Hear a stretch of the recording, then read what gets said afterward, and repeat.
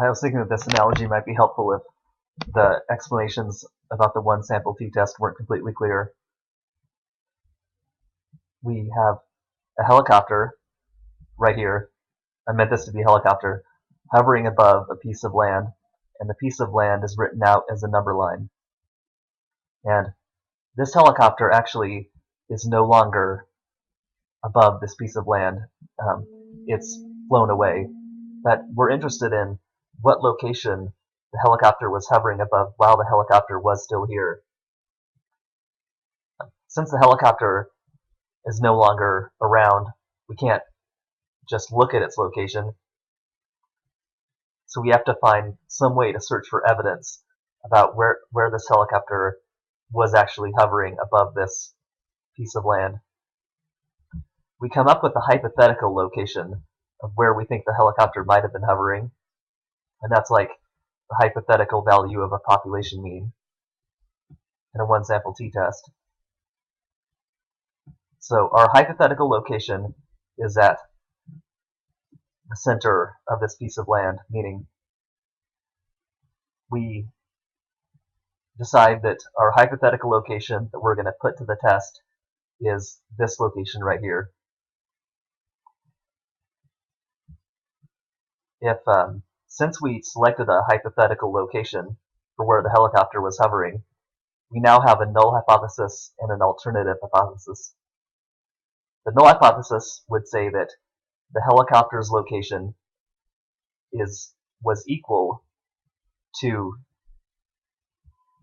this spot right here, meaning the null hypothesis says that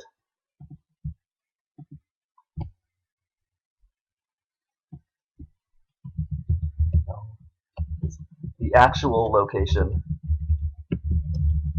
of the helicopter is equal to the hypothetical location that we have selected. Meaning the null hypothesis says that our hypothetical location is actually correct. The helicopter was flying there. The alternative says that the actual location of the helicopter is not equal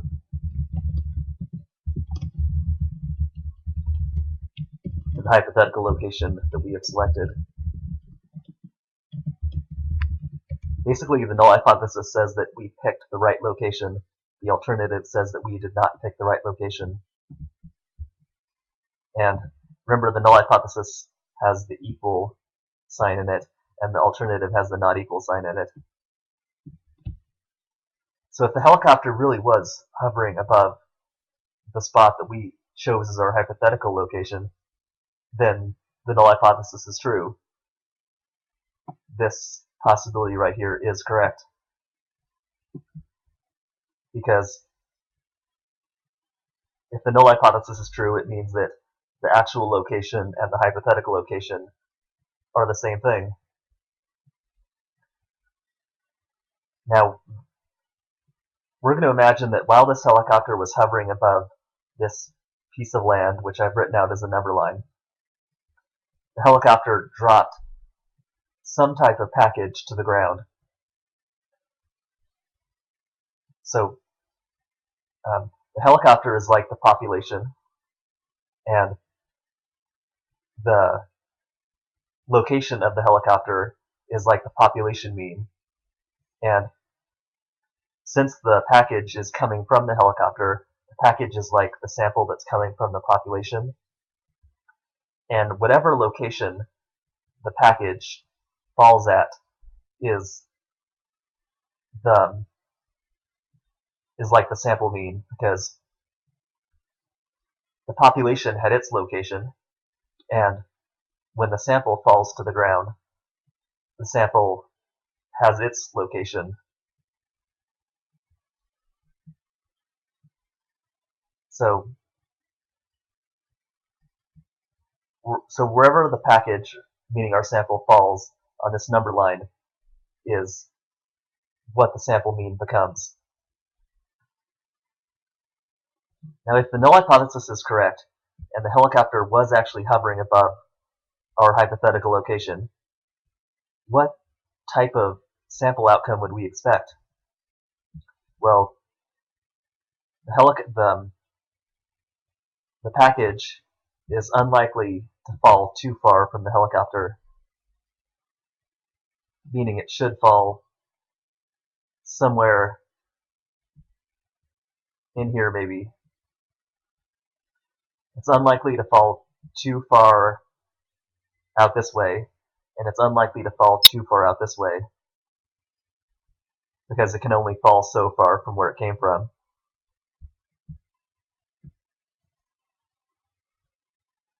So the location that the sample falls at is likely to be somewhere near the location of the population. Now we know that from looking at some of the other slides that I've given you, that when the sample mean comes out near the hypothetical value that the researcher has selected, the t-score comes out close to 0. And actually, if the sample mean and the hypothetical value are the same, like right here, then t is equal to 0. So if the sample falls straight down and lands right at the hypothetical value right here, we have a t-score of 0. This right here, this red X right above the hypothetical value, would be an outcome with a t-score of 0. The sample fell straight down at the same location.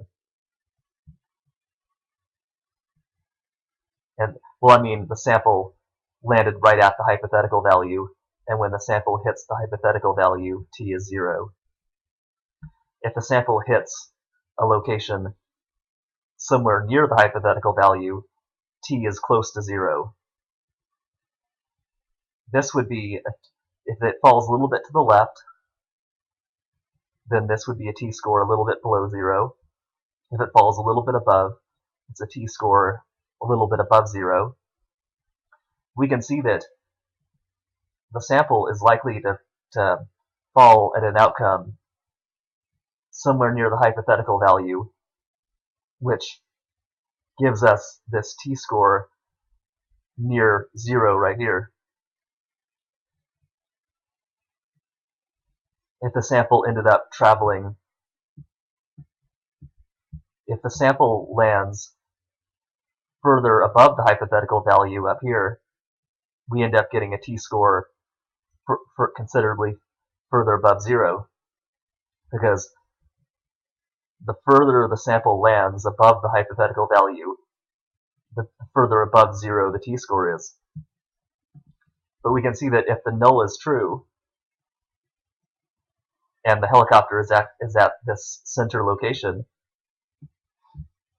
the sample is unlikely to fall this far away from the population it came from, which is why this t-score way out here, way above the hypothetical value, is unlikely. It's unlikely in this situation. Also, if the sample landed out here, far to the left of the hypothetical value, when that happens, the t-score ends up being further below 0. Remember, when the sample mean, the further the sample mean is below the hypothetical number, the more negative the t-score will be, or the further to the left the t-score will be. And if the null is true, it's unlikely for the sample to move this far away from the population it came from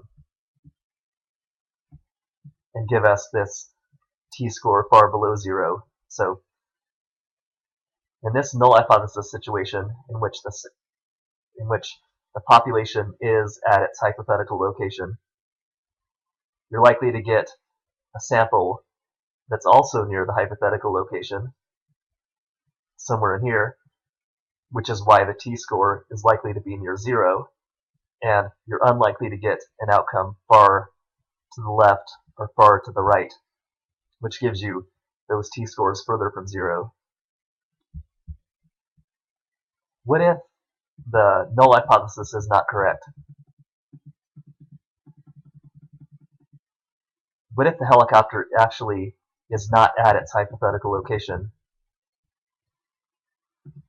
I mean, what if the location that we hypothetically said was the location of the helicopter is actually correct? I'm sorry, I didn't say that right. What if the hypothetical location that we picked is actually not correct? Meaning, we picked a hypothetical location here, and the helicopter was actually hovering at a different location. That would be the alternative hypothesis, in which the actual location is not the same as the hypothetical location that we picked. Let's look at that situation.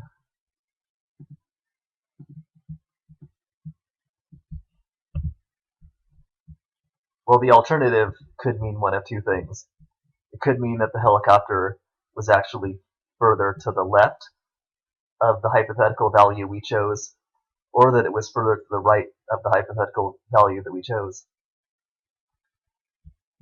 Let's look at to the left. What if the helicopter was actually down here somewhere? Well, then we're no longer likely to get one of these outcomes with a t-score near 0, because if the helicopter is way down here, the sample is no longer likely, or at least no longer as likely, to fall near the hypothetical value at the center.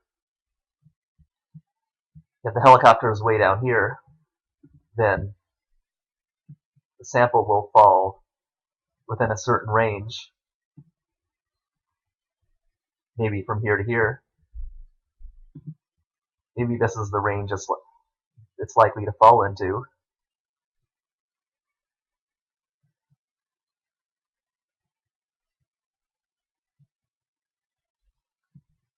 So for example, in this situation, the package might be likely to fall here, or maybe here. But all of these sample outcomes are pretty far below the hypothetical value. They're pretty far to the left of the center, which is why these outcomes would produce t-scores further below 0. Because this is where t is 0, but now we're likely to get these outcomes toward the left with the negative t-scores out here. Now in this case, the sample is unlikely to fall out here somewhere, because that's pretty far from this population it came from. And it's probably also unlikely to fall too far out here, unless it happened to be a really windy day. So this is like how if the population mean is lower than the hypothetical value down here, you're likely to get a sample that's also considerably further below the hypothetical value, which is what I showed with this arrow right here. I'm showing you how the samples are likely to be considerably further below the hypothetical value. And that's why the samples are likely to give you a t-score further below 0. Remember, the further the sample lands to the left of the hypothetical value, the further below 0 the t-score will be. So if you're likely to get a sample way out here to the left of the hypothetical value, you're likely to get a t-score far below 0. Now what if the other version of the alternative is true?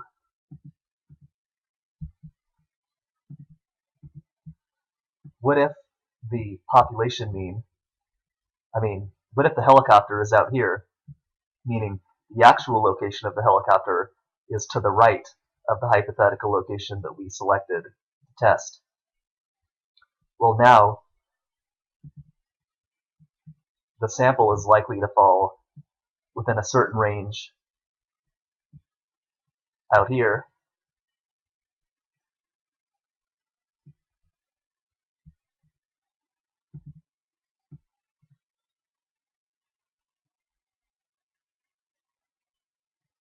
because a package is likely to fall only so far from the helicopter it came from. And we're likely to get an outcome, a sample outcome, maybe here, or here, or maybe here. And since the since the sample outcomes that are likely in this case are further to the right of the hypothetical location that we're working with, we're likely to get an outcome with a t-score further above 0 out here somewhere, because the further the sample lands above the hypothetical value, the further above 0 the t-score will be. So if the sample lands far above the hypothetical location up here, the t-score will be far above 0. Because remember, if the sample lands right at the hypothetical value, that gives you a t-score of 0, and the further it lands away from the hypothetical value, the further away from 0 the t-score is. So all of these outcomes that are expected in this case give us t-scores further above 0.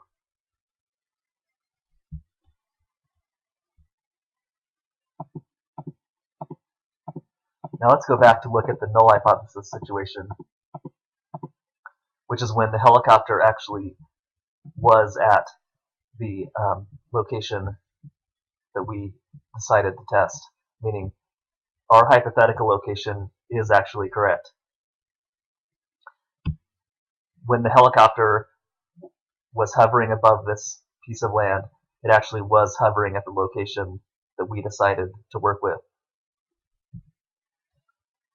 It actually was hovering above the location that we decided to select as a hypothetical location.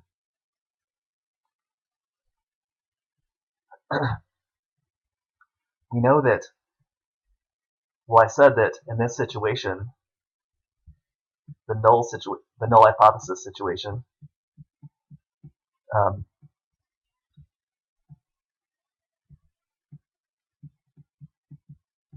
the sample was likely to land somewhere around the center area where t is near 0. Like I said, somewhere around here. If the sample hits exactly at the hypothetical location, t is 0, and if it lands somewhere near there, t is close to 0.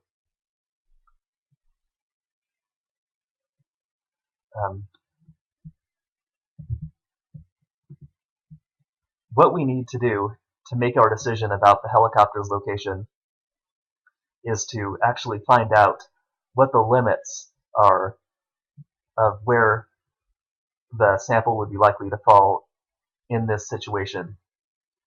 So I drew this as the location in which the sample is likely to fall in this null hypothesis situation.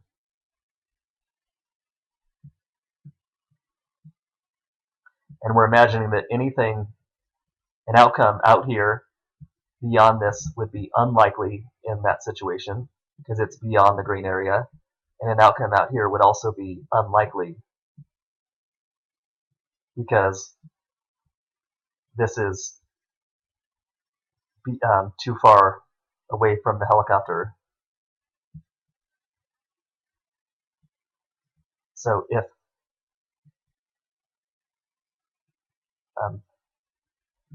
we can mark off the boundary points of the expected, where it's expected to fall.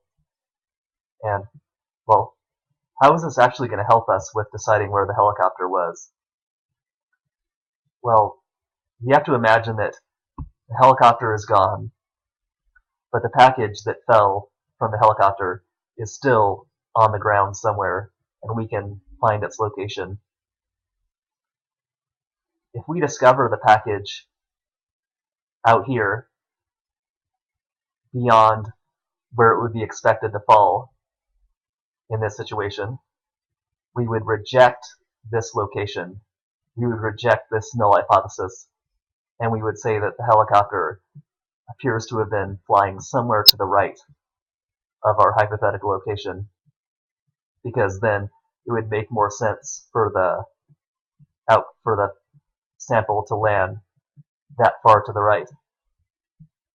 If the sample ends up down here, if we find the sample down here, we'll say it would be unlikely to have happened in this situation of the null hypothesis, because it would be unlikely to fall that far from its helicopter. So what we would conclude is that the null hypothesis appears to be wrong. We would reject it, and we would conclude that the helicopter appears to have been hovering somewhere to the left of our hypothetical location out here. Because if the helicopter was to the left, it would make more sense that the package fell down here this far to the left. Because if the helicopter was out here to the left somewhere, then the package didn't fall very far. If the helicopter is out here, then it makes sense that the package would fall down here.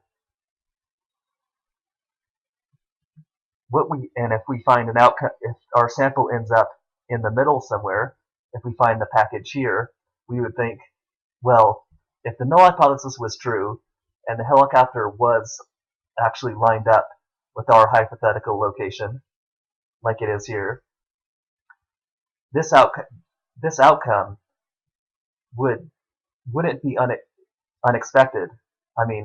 This outcome would actually be likely to happen in that situation, because the package wouldn't have to fall very far. So since it's likely to happen in the null situation, we don't reject the null hypothesis. We say that this is still a reasonable possibility that the helicopter was here. It's only when we get one of these outcomes that are unlikely in the null hypothesis situation do we reject the null hypothesis. And when we search for our package, meaning we search for our sample, we have to know what these cutoff points are, and they're actually going to be our negative critical value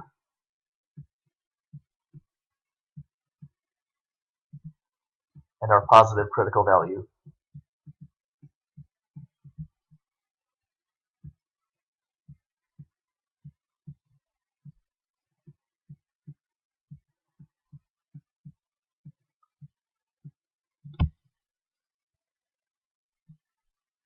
If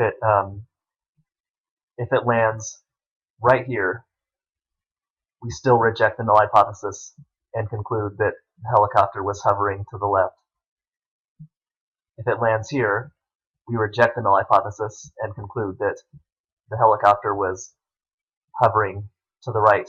But these are the minimum points at which those conclusions will be made. Meaning this is right here is barely far enough to make that conclusion, and this is barely far enough to make the other conclusion. So this explains the idea behind the one sample t-test. What if we wanted to use this analogy to explain the correlation test? Well, it would work exactly the same way.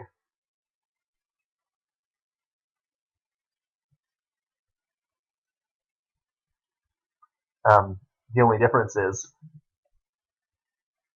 let's see,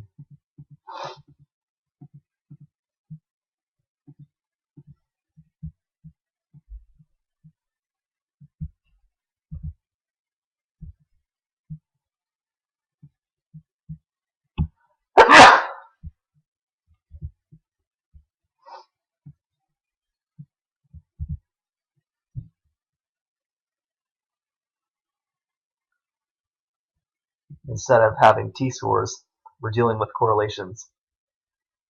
The correlation coefficient can be anywhere between -1 and +1.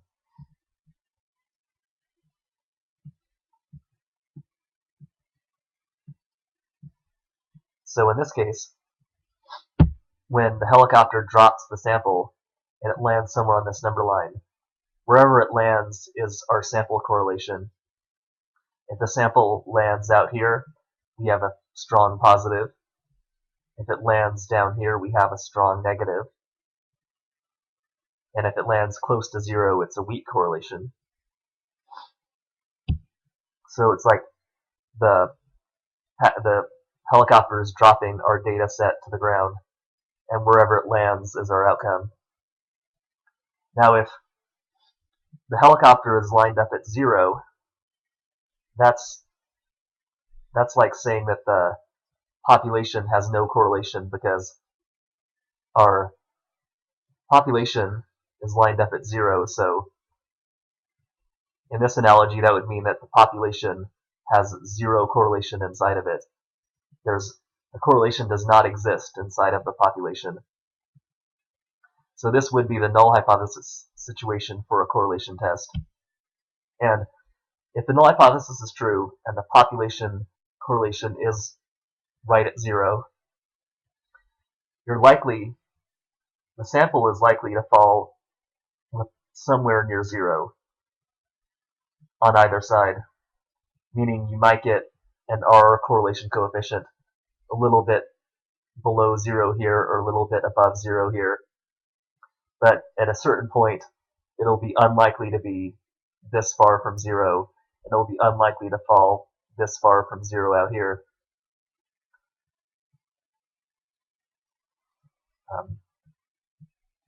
So once again, we have critical values. We search for our sample on the ground, meaning we search for the package, and if it lands, if our correlation coefficient ended up landing too far above 0 at the positive end, we would say this would be unlikely.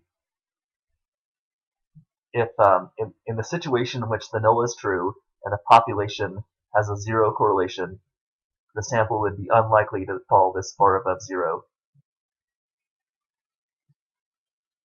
And we would also have a point out here at which we would say that if the null hypothesis is true and the population has 0 correlation, the sample outcome would be unlikely to fall this far below 0. The R correlation coefficient would be unlikely to fall this far below 0.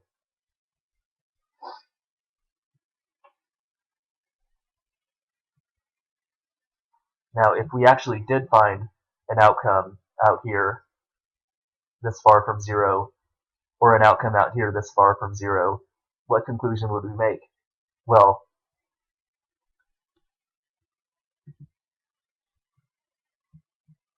if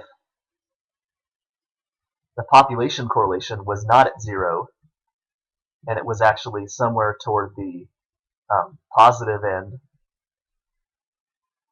meaning if the population did have a positive correlation out here, then this outcome would be expected.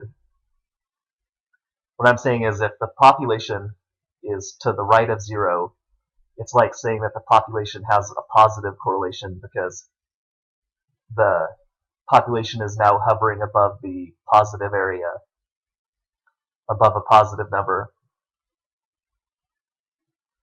So if you get If we get a sample that's at least at the critical value here, meaning far enough from 0, we would reject the null hypothesis that the population has 0 correlation. We would conclude that the population must be to the right with a positive correlation out here.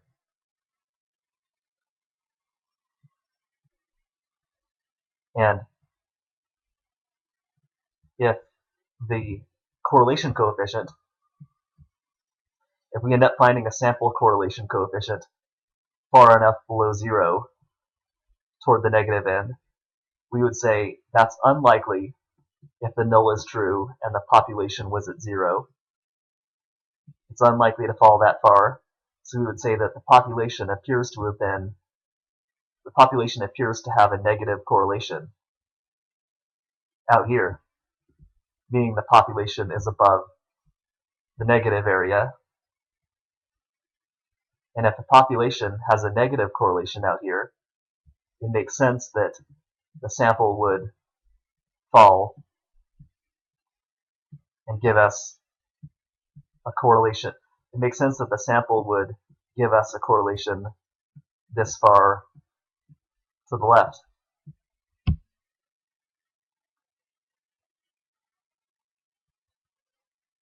So it's kind of like if the sample falls too close to 0, you're not convinced that there's a correlation in the population, because if the sample value is too close to 0, then the outcome is basically expected to happen from a population at 0. It's expected in this situation that we see here. So this right here might be not convincing enough, because the population could just be at 0, and that outcome here would easily happen. It's only if the sample correlation is positive enough, meaning the R comes out far enough above 0. It's only in that case are we convinced that there's a positive correlation in the population, and not just the sample. And it's only if the sample R correlation coefficient comes out far enough below 0 are we actually convinced that there's actually a negative correlation in the population, and not just in the sample. So if the sample is positive enough, meaning far enough above 0, you conclude that the population is also positive. If the sample is negative enough, meaning it's far enough below 0, you conclude that the population is also negative. But if the sample is not negative enough and it's not positive enough, the sample is too close to 0, you would have to stick with the null hypothesis of a 0 correlation in your population.